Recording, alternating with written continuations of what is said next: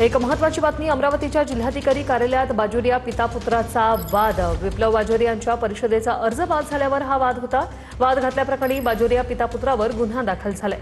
शासकीय कामात अडथळा आणल्याचा बाजुरिया यांच्यावर गुन्हा दाखल झालाय। दरम्यान अधिकाऱ्यांसोबत वाद घालतानाचा व्हिडिओही समोर आलाय।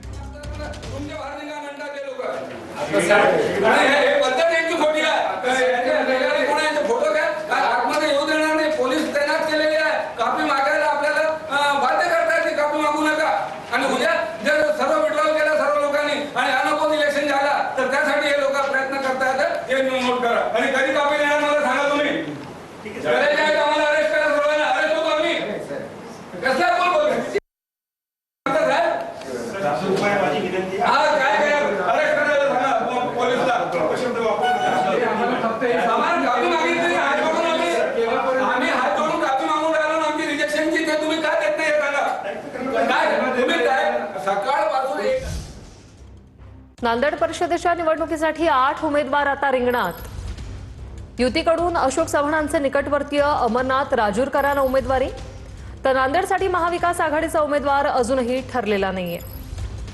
महाविकास आघाडीच्या 4 इच्छुकांनी नामनिर्देश अर्ज दाखल केले।